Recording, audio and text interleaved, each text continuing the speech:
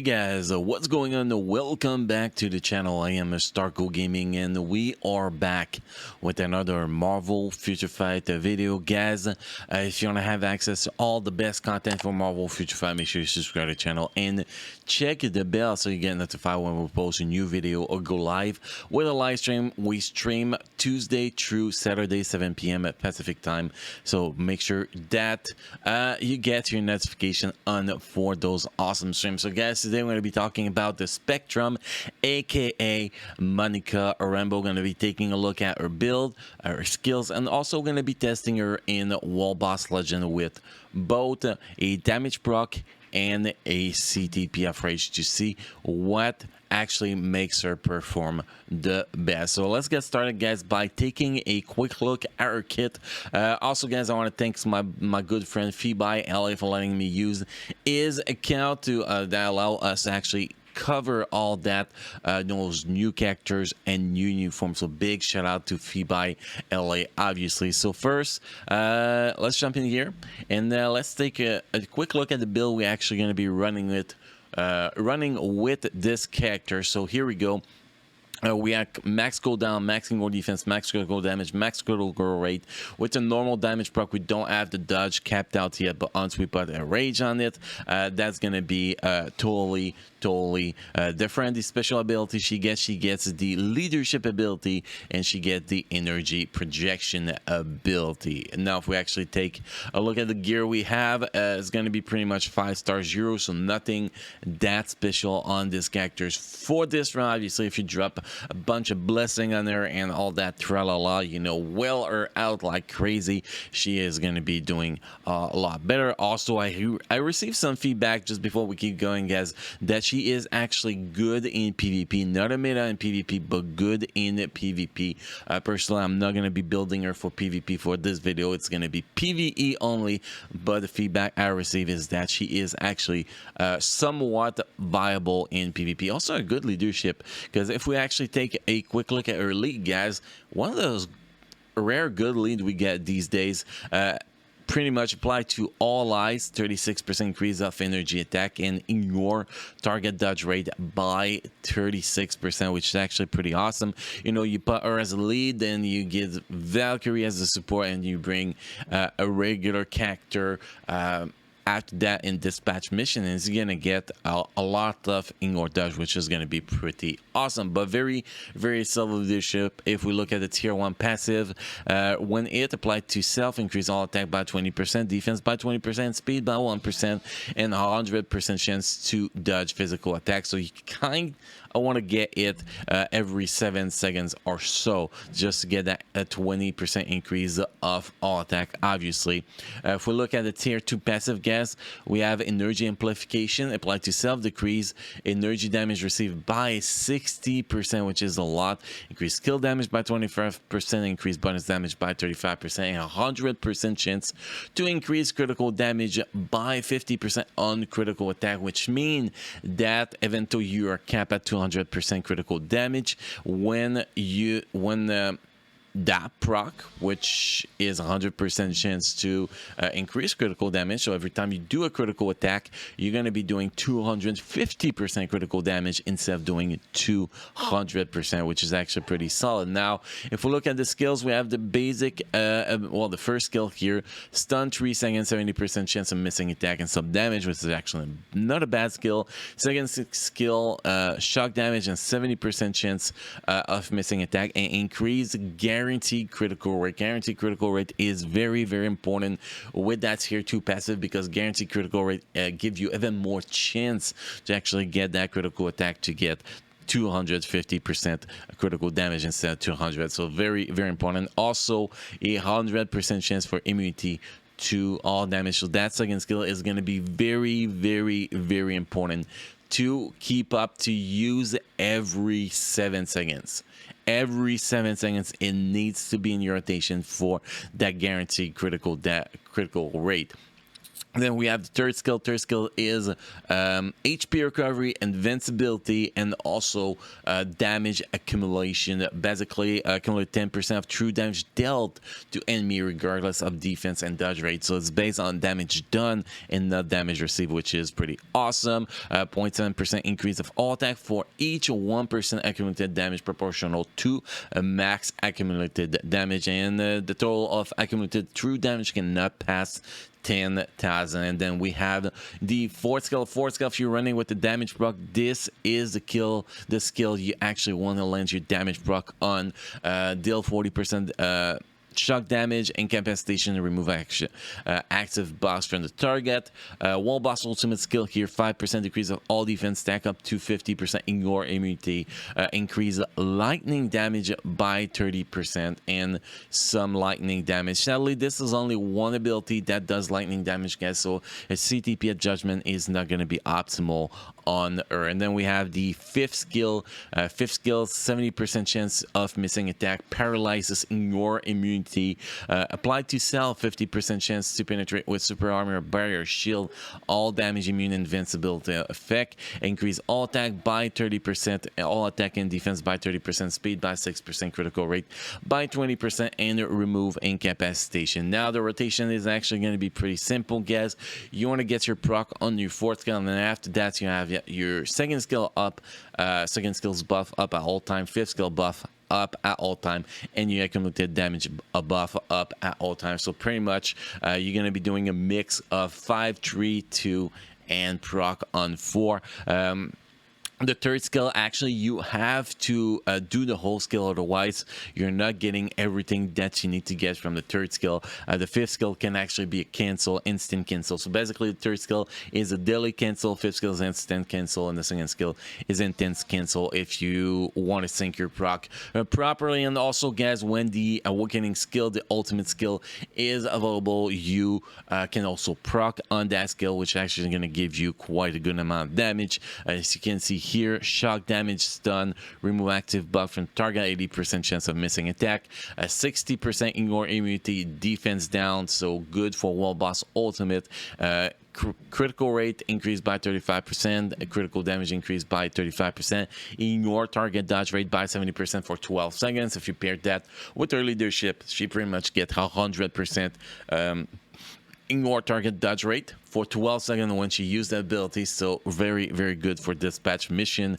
And invincibility for 8 seconds, remove all debuff for 8 second, increase damage by 50% for 1 attack, increase all attack by 25% and defense by 25% for 40 seconds. So you're gonna have that 25% increase all attack up at all time after you start using that awakening skill in your first rotation. Basically, my recommendation will be to go open with the awakening skill, get your proc if you're running with the damage proc, get your proc on it, and then after that sync your rest of your rotation to sync your proc on your fourth skill. So basically, awakening skill, and then third skill, wait for all the effects to come, then second skill, fifth skill, both cancel into the fourth skill to actually get that damage proc sync again. That'll be my recommendation. Now, we're not used to player yet, so we're going to be doing a lot of mistake when we player, but this is what we're going to try to do. If we look at the usual set we're wearing on her, we have Overdrive set bonus stage 12 in effect, so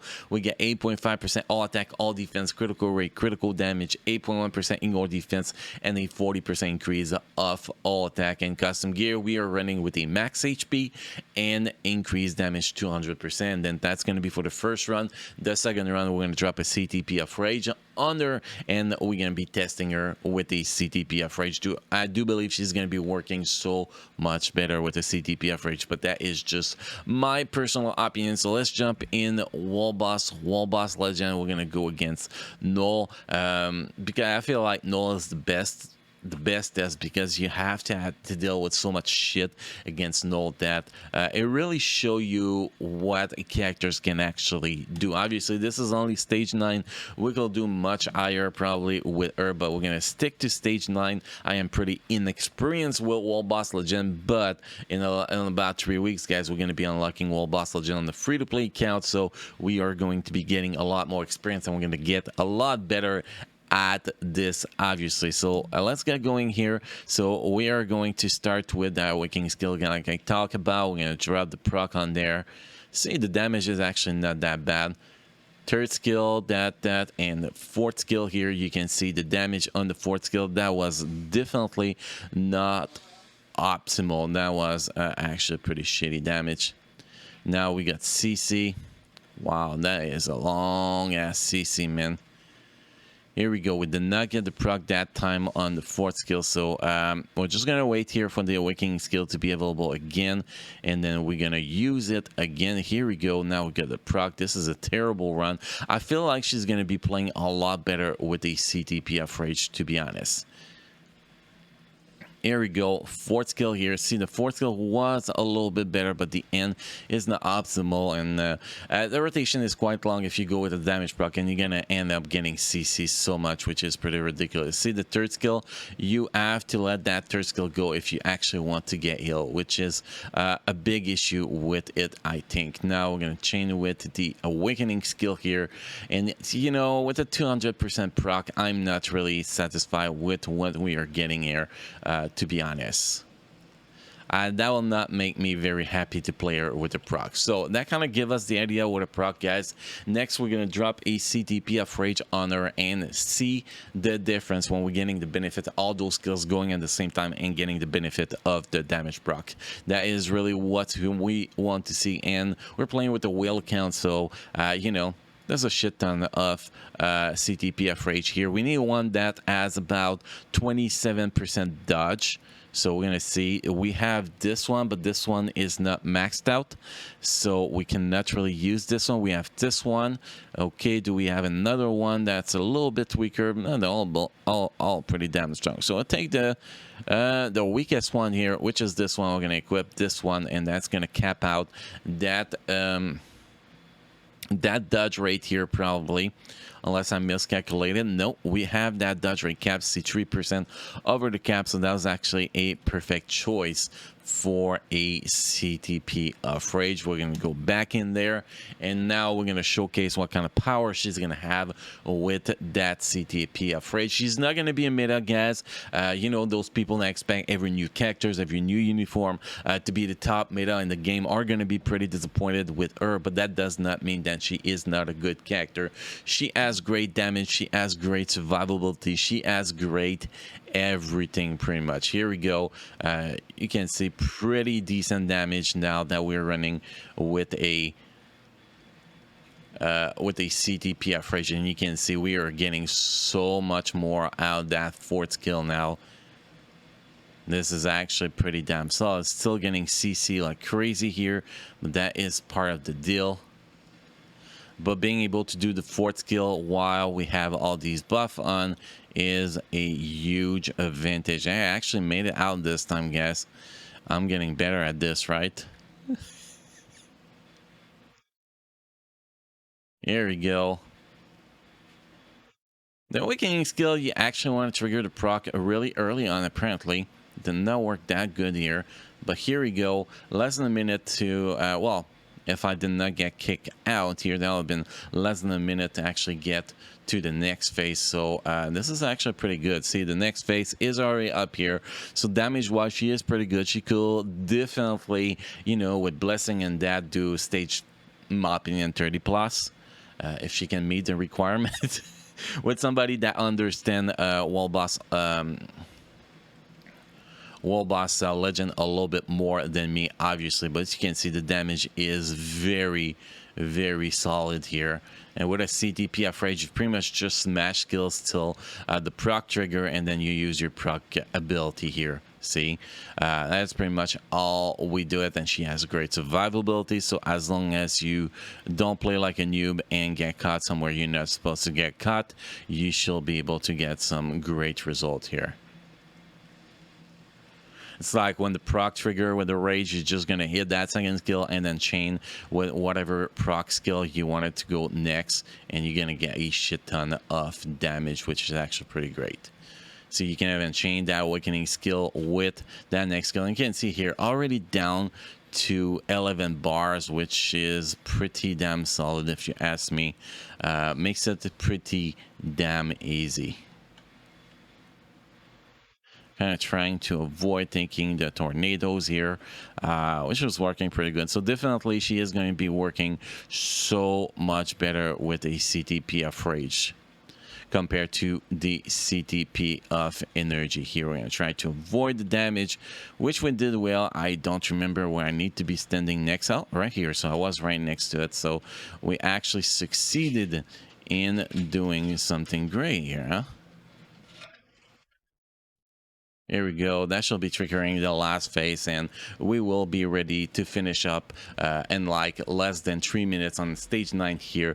You know, 5-star Giroux without really knowing what we're doing, and a lot of mistakes in the first minute or so. So she is definitely a very, very solid World Boss Legend characters, guys. She is going to be killing it. Alliance Battle Extreme, she does not have a day for her, so she's not going to be a good target. And for a squad battle, if I actually take a quick look at Viridian League in squad battle, the reset should be over by now. Yes, about 15 minutes ago, so we can jump here in the squad battle and take a look here. She could actually be used here, and she can actually be used as a lead too for herself. You can actually bring her support, so that'll be good, but I don't think there's really any support here. No, she's better lead than this because she also brings that in your dodge. So technically you could go with her lead and for example bring these two to get that energy attack up, and you'll be able to do that, but that's going to be another video, guys. This video has already been 16 minutes. I don't want to make your Sunday watching too long, guys. Maybe in the future we're going to be doing a squad battle video. If you actually want to see a squad battle video with her, guys, let me know in the comment section. If that's what you want to see, guys, I will do the same thing with PvP. But anyway, guys, she is a good character. Like I said, not every characters need to be the top meta in the game. You need good characters, you need meta, and you need bad characters to have a good balance in the game. And I think that she is standing in a very, very, very good position. Now, if you do not have a CTP of Rage for her, might not be optimal for her because she is not that good with a proc, but with a CTP of Rage, she is definitely getting some very, very decent job done in World Boss Legends. So definitely a good characters. I am not disappointed by this characters at all. I think that everybody that's going to be investing in this characters will not be disappointed. Anyway, guys, that is my thought on Spectrum, aka Monica Rambeau. Let me know what you guys think of the character in the comment section. Have you tried different rotation with her? Have you get different performances with her with, you know, good build? Let me know, guys, as always. So guys, thank you for watching, thank you for being part of my amazing community, and I will see you guys again in the next video. Thank you.